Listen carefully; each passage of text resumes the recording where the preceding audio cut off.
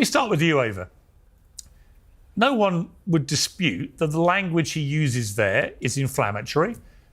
All right, before we jump into the clip, here's the context. Piers Morgan is kicking off a debate about national identity, immigration, and free speech. Part of the story involves Father Ted co-creator Graham Linehan, who was recently arrested after returning to the UK because of some controversial tweets. One of them, which you'll see on screen, reads, "If a trans-identified male is in a female-only space, he is committing a violent, abusive act. Make a scene, call the cops, and if all else fails, punch him in the balls." This sparked a huge debate about free speech and social media outrage, and that's exactly what the show is diving into. I'm going to react to what's actually said on the show, but that's the setup so you know why this debate is so heated. He's a comedian, so he would argue he's being funny, but also making a mocking point about the massive issue of the last few years, about the issue of trans women in women's spaces, be it in sport, be it with safety, be it with equality.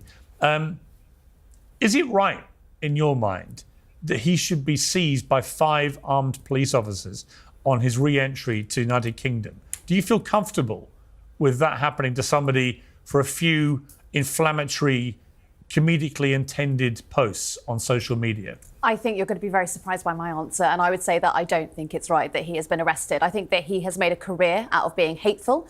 I think that what he does to that community is incredibly dangerous, and I worry about the trans men and women who have to experience the fallout of his disgusting tirades every single day. See, this is the trick. Oh, I don't support his arrest, but he's dangerous.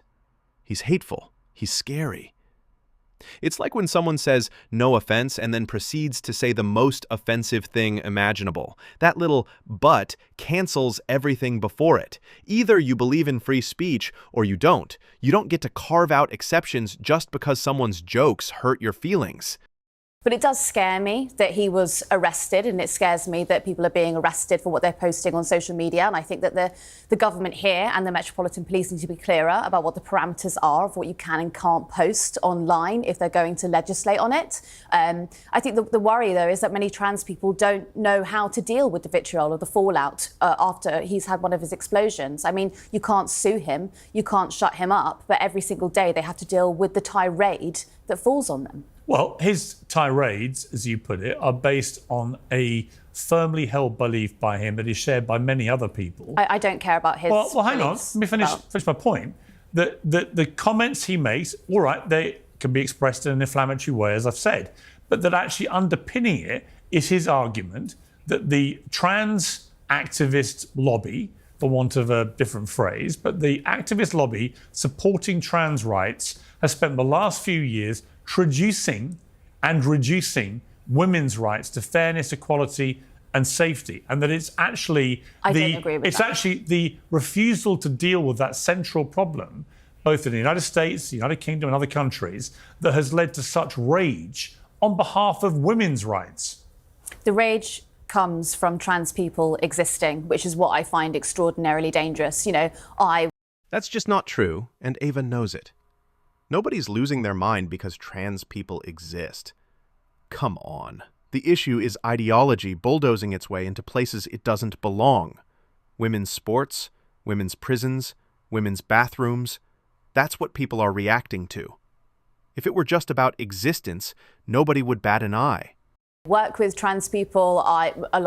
Friends of mine are trans. The sort of the danger and the vitriol that is spread across our tabloids every single day, I have never ever experienced or seen. And honestly, I just think he needs a new bit. I think maybe it would be helpful for him if he wrote a new show or wrote a new play and just left these people alone. Let me bring Andrew Wilson in here. So, Andrew, Graham Linehan, I'm not even sure if you're familiar with him, but he's one of the most successful comedy people in the country over here.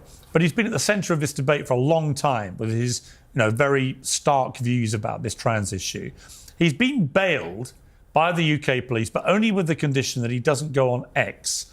He wrote on Substack, in a country where paedophiles escape sentencing, where knife crime is out of control, where women are assaulted and harassed every time they gather to speak, the state had mobilised 5 armed officers to arrest a comedy writer. What is your response to that? Well, his tweets are satirical in nature. It is comedy based. She's right. He shouldn't have been arrested, but she's also wrong in the fact that look, people are done with the trans thing. They've had enough of it. This whole. They're just kind of regular people like you and me, but happen to dress up like with. No, that's not really what's going on. You've unleashed an entire fleet of mentally ill lunatics on the public, and now we have to deal with the fallout of it. We have to deal with having to deal with these people on a day-to-day basis. A lot of people are sick of it. This guy is just echoing the thing which is in a lot of our minds, which is that, hey, we're kind of tired of these mentally ill lunatics on our streets. We really are. I couldn't agree more, but let's be honest. If you need armed police to shield people from tweets, that says more about fragility than oppression. Society cannot bend reality around people's identities without eventually snapping. And that mentally ill point? Look, you might not like how blunt it sounds, but the DSM didn't just vanish because Twitter decided to trend #BeKind. Reality doesn't care about hashtags. Ava? I find that really frightening. I mean, why would you say someone was mentally ill because they feel they were born in the wrong body? I mean, does that give you pleasure or joy to just stamp down on someone's, personhood? What's the intent here? This is the classic dodge. Instead of addressing the substance, she moralizes the tone, like, oh, it's cruel. No, cruel would be lying to people, validating delusion, and letting policy reshape around it. Andrew's point is about truth, not sadism. Truth isn't kind or unkind. It just is. Do you value truth? Because of course I value truth, yeah. Good. Then here's what's true. What's true is that if you're a man, you can't be a woman. And if you're a woman, you can't be a man. That's what's true. I don't think it's helpful to get in. Yes. Finally. A moment of clarity. Notice how Andrew didn't complicate it with jargon or feelings. He went straight to bedrock truth. And watch Ava's reaction. She instantly squirms, tries to move away from the actual question. Because when you shine a light on reality, the whole ideology collapses. It can't stand under scrutiny. Hang on. I'll let you talk, but let me finish. Your attempt to gaslight everybody into the opposition of this truth builds resentment. And it's that resentment that you have to deal with. And it's you have done it to yourself. Like most of these things, the left does it to themselves. It's very obvious. People are not going to accept this. The trans agenda has stalled, and it stalled out the LGBTQ agenda with it because you're trying to gaslight people into something which is obviously not true. I think that, if you look just 30 years ago in the United Kingdom, we were treating gay men in the same way that we are now treating trans people. The mood does shift and the mood moves. And, I think that This comparison drives me nuts. Being gay isn't a denial of biological reality. It's about who you're attracted to. No one has to rewire law, sport, or language for gay rights to exist. With trans ideology, you're literally demanding that the rest of society play along with your self-perception. Totally different category. Comparing the two is not just sloppy, it's manipulative. The stalwart belief here that we need to hold is that if someone does feel that they are born in the wrong body, it does not affect me as a woman if they decide that they are going to be a trans woman. It doesn't affect me. It doesn't change the rape conviction rate. All right, it doesn't change the rate of assault. Okay, but Ava, I'll bring Ben in here, but let me just say, as somebody who's always, consider myself to be pretty liberal-minded, the moment this campaign started, for example, to allow trans women who are biological men and they become identified as trans women, okay, I've got no problem with people being trans. If they want to do that, I respect them. I want them to have rights to safety, equality, and the rest of it. But the moment somebody tries to persuade me that allowing biological men who identify as trans women to compete in women's sport against actual women with women's bodies, which are, because we separate the sexes and things like the Olympics, which we know are inferior in terms of power and strength, endurance, and so on, the moment people try to persuade me that is fair and equitable, I think they are absolute lunatics. And I'm not even sure they even believe it when they say it. So part of the problem here, it seems to me, and I'll bring Ben in here to comment on this, but part of the problem is that the trans lobby has brought a lot of this stuff on themselves. Right? If they had just gone about this in a different way and had simply fought equality, I would be absolutely leading the charge. But cease to exist? Well, hang what on. do you want them to do? I want them to have equality and safety and fairness, but not at the expense of eroding women's rights. Ben? Well, I agree with that. And fundamentally, the feeling that you're a woman when you're in fact biologically a man is a mental health issue. That's how it's defined. And of course, if someone wants to identify as a woman, even though they are a man, fine, that's their prerogative. But for the regulatory and legislative environment in which we now live, effectively to progressively discriminate in their favour, not for them to be equal, but for them to have the right to go into women's loos, compete with women in sport, go into women's prisons. All these things is an assault on the very form of liberalism that emancipated women and brought women to an equal footing with men. And now, in the pursuit of what I would call ultra-liberalism, we're setting aside women's rights. We've lost sight of common sense in our society. And what we've got to go back to is that commonsensical position. Just because a man identifies as a woman, that does not make him a woman. And he should not be allowed to infringe on women's personal spaces. When was the last time that... Ben nails it. This is where liberalism eats itself. The same framework that gave women equality is now being bent to erase the very category of woman. You can't champion women's rights if you won't even define what a woman is. That's not liberation. It's liquidation. And it's insane watching people who fought for women's safety now defending policies that throw rapists into women's prisons because they suddenly identify. Actually, I mean, it's no longer a question of opinion here, of individual opinions. The UK Supreme Court has said this. Exactly. The British Prime Minister has finally come around to saying this. Let me bring Cenk in here. I mean, Cenk, we've discussed this issue on and off for a few years now. But what's happened to Graham Linehan here in the UK really disturbs me. You know, it's interesting because, you know, many people in the UK would consider Ben to be right-wing. Some would say he's far-right. I think that's an exaggerated term that's overused. But certainly I would not normally readily agree with somebody who's on the right about what I would consider a liberal issue. But here I do, and that to me is the most interesting part of this debate. The woke left have basically lost their minds to the extent that they want us all to sign up to disbelieving in science and biology. Facts. Pure facts.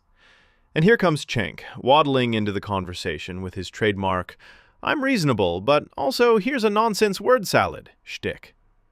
Watch carefully. He always sets himself up as the middle ground voice, but ends up just deflecting and misrepresenting what was actually said. Here you've got a comedy writer who's been calling this out for years, now being arrested for clearly comedic... I mean, this first one. You know, make a scene, call the cops. If all else fails, punch him in the balls. It's an obvious joke. You might think it's crass. You might not want to laugh.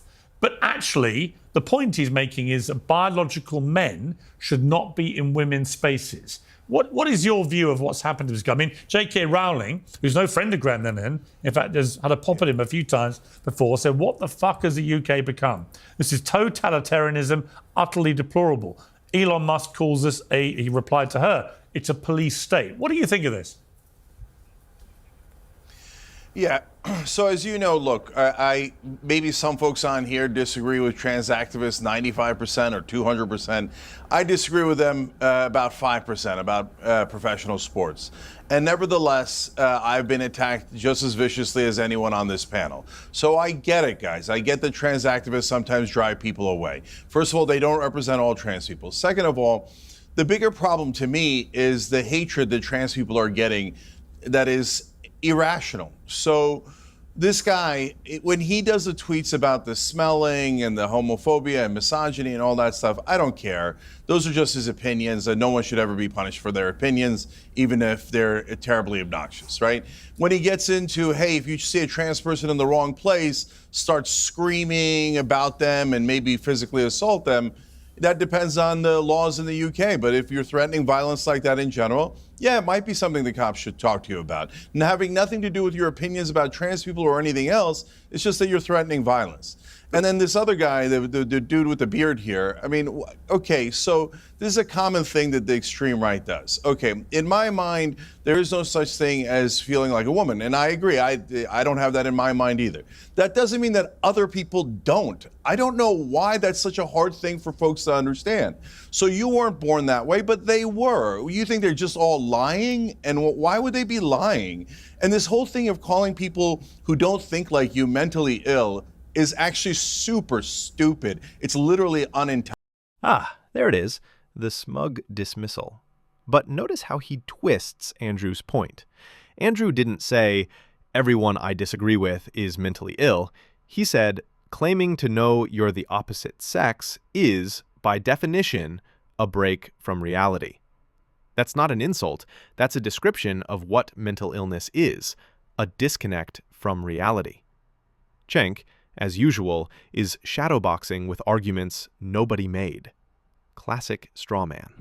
Intelligent, okay? So people think in different ways. They have different proclivities, including sexual proclivities and gender proclivities. If you can't understand that simple concept and you think anyone who doesn't think like me is mentally ill, there's actually something profoundly wrong with you. All right, Andrew Wilson, there's something profoundly wrong with you. Yeah, sure. Well, nobody said. What was articulated to you was something which is Yeah, it's pure actually logic, kind of exactly which- what you said. Well, yeah. What was articulated to you was pure logic, and I'll explain the pure logic. You have no comparison to make as a male for what a female does even feel like. That's how we know it's a mental illness, Cenk. It's really simple. It's the law of identity. I hope that you know what logic is, because that's what that is. It's the law of identity. You can't make a comparison for what it is to feel like a female, Cenk. It's not possible because you're not one. That's how that works. Stop trying to gaslight me. Stop. This is such an important point. You can't feel like the opposite sex. You can feel masculine or feminine, but you can't claim to know what it feels like to be the other sex. That's where the ideology breaks. And instead of addressing it, critics call it hateful. When you can't counter the argument, you attack the arguer. Trying to pretend that I don't know what a male is, what a female is. Stop trying to pretend that I don't know what mental illness is. The mark of mental illness is irregularities in behavior. That's how you know what it is, Cenk. How else would you even know? Cenk? So, okay, that doesn't make any sense at all, and it defies logic completely.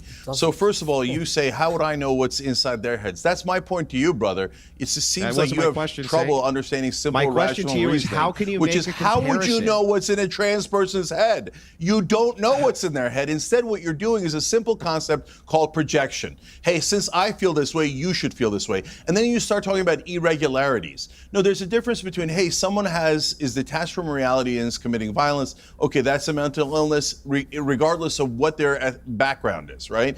But when you say irregularities in general, what is regular? And let me guess, you're going to claim that whatever you think is regular and everything else is mentally ill.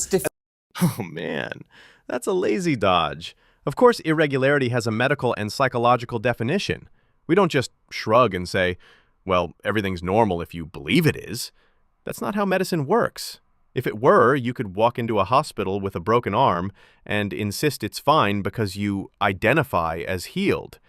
This isn't philosophy class, it's reality. Then you call that logic? It's the last thing from logic. How can you ever identify what mental illness was unless it was irregularity in behavior? It wouldn't even be possible. Not only that, you still didn't address the point. It's you not never just addressed irregularity. any actual point. But that would be the process for the identification of mental illness is irregularity in behavior. It's the study of the mind. That's what psychology is. Also, you didn't address the point. How is it that a male could have any comparative cognitive function to know what a female feels like? They can't. It isn't possible. You just said you don't know what's in their heads. You don't need to. I know it's not possible for a male to know what it's like to feel like a female. It's not a possibility. Okay, so you think every male... Hang on. Guys, And that right there sums it up. You've got Andrew and Ben holding the line on truth and logic, while Ava keeps pivoting to feelings, and Cenk just builds straw men out of arguments nobody actually made. It's the same pattern every time. Reality versus ideology. And the reality side doesn't need word games. It just needs honesty. If you made it this far, I'd love to hear what you think. Do you agree with Andrew and Ben that this is ultimately about truth and protecting women's rights? Or do you think Ava and Cenk actually have a point buried in there somewhere? Drop your thoughts in the comments. And of course, if you enjoyed the breakdown, hit that like button, subscribe if you haven't already, and share this video with someone who needs to see the nonsense pulled apart. Helps a ton, and it keeps me making more of these reactions.